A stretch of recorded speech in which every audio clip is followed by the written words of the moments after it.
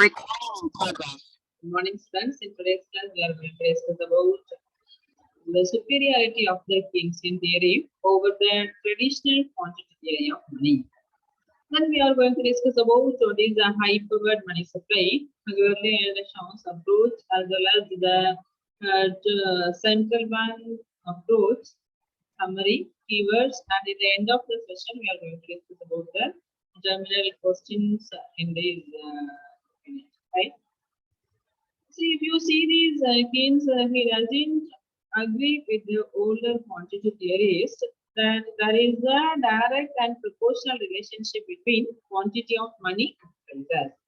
See, according to him, the effect of a change in the quantity of money on prices is indirect and non-proportional. So Keynes complains that economics has been divided into two compartments with no doors or no windows between the theory of value and the theory of money and prices.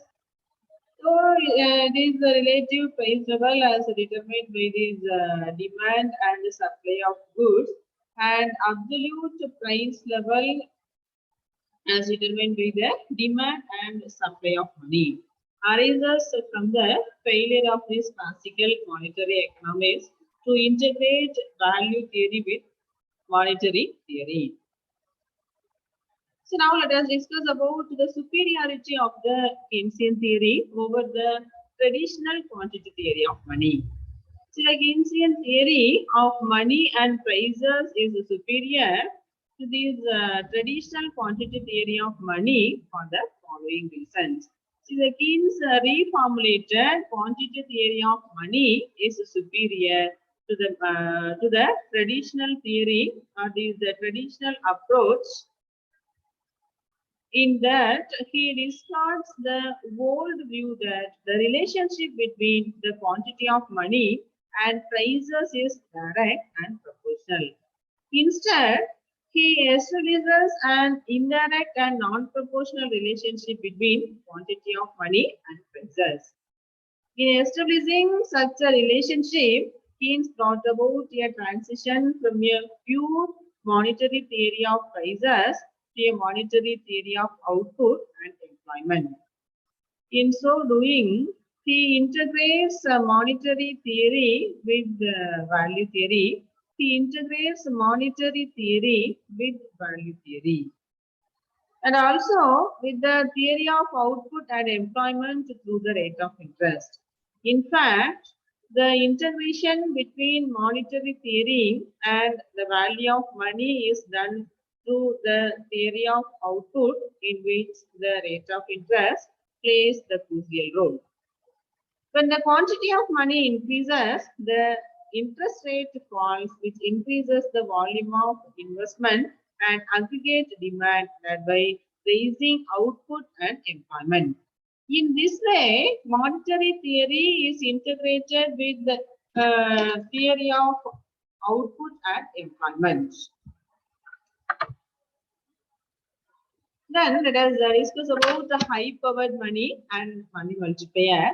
See, the current practice is to explain the determinants of money supply in terms of monetary base or high-powered money. High-powered money is the sum of commercial bank reserves and notes. Currency notes, it may be currency in the sense it may be notes or coins held by the public. So listen very carefully. What is a high-powered money? It is the sum of commercial bank reserves and currency held by the public. So high-powered money is the base for the expansion of bank deposits and creation of the money supply.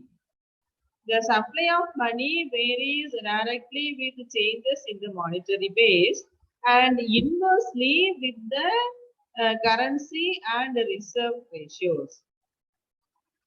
The use of high-powered money consists of the demand of commercial banks for the legal limit or required reserves with the central bank and excess reserves and the demand of the public for currency. Thus, high-powered money H is equal to C plus RR plus ER. See here, what is the C, RR and ER? C in the sense currency, RR required reserves, and ER in the sense excess reserves. So a commercial bank's required reserves depends upon its deposits, but a bank usually holds reserves in excess of its required reserves. In fact, banks do not advance loans up to the legal limits, but precisely less than that. So this is to meet unanticipated cash withdrawals or adverse clearing balances. Hence, the need arises for maintaining excess reserves by them. The money supply is thus determined by the required reserve ratio and the excess reserve ratio of commercial banks. The required reserve ratio is the ratio of required reserves to deposits, and the excess reserves ratio is the ratio of excess reserves to deposits. Currency held by the public is another component of high-powered money. The demand for currency by the public is expressed as a proportion of bank deposits. Thus, currency ratio, it is here C in the sense currency, D in the sense deposits. So the currency ratio is influenced by such factors as changes in income levels of the people, the use of credit instruments by the public, and uncertainties in economic activity. The formal relationship between the money supply and high-powered money can be stated in the form of equation. Under this money supply, it consists of deposits of commercial banks D and currency C held by the public. Therefore, money supply in the sense M is equal to D plus C.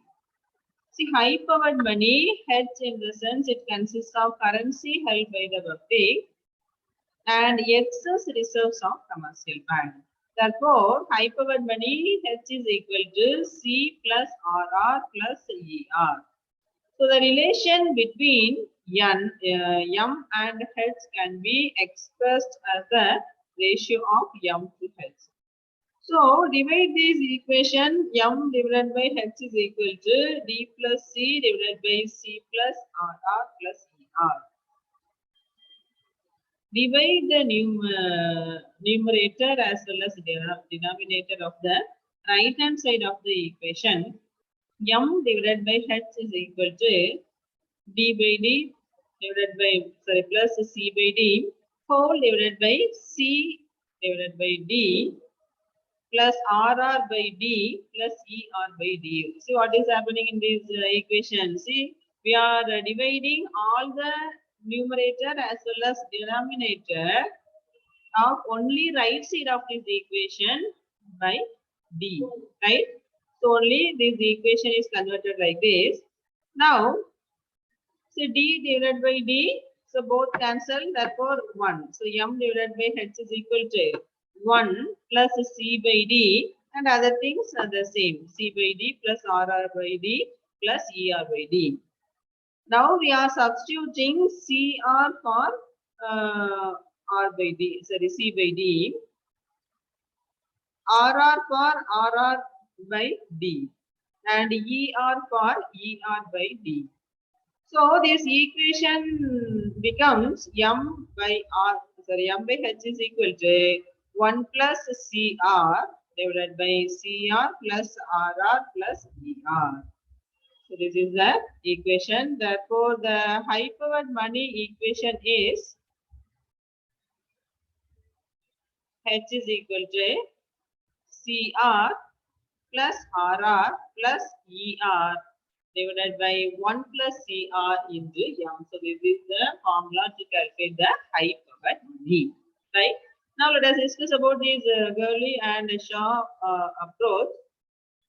This Gurley and Shaw approach includes the liabilities of non-banking financial intermediaries in the definition of money. The main contributors of this approach were John G. Gurley and Edward Shaw.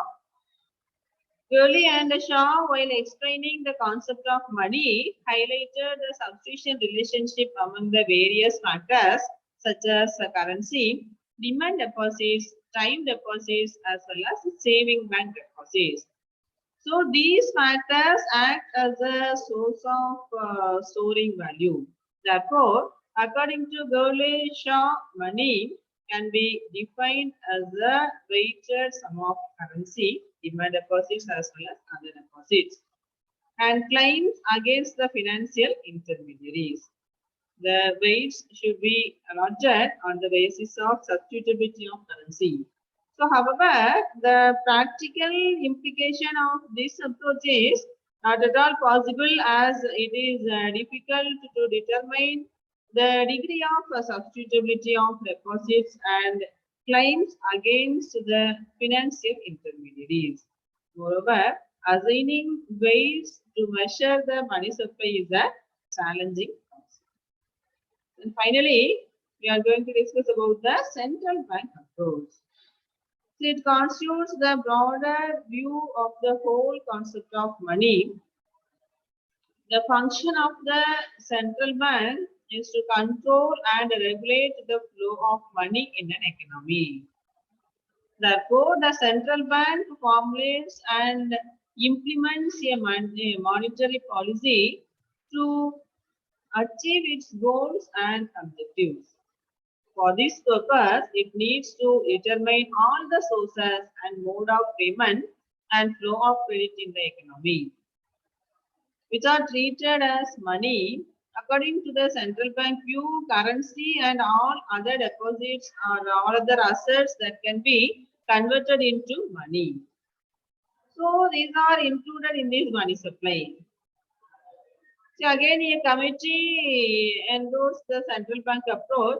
According to this committee, the similarity between the currency and other reliable assets or means of purchase to the point of rejecting money in favor of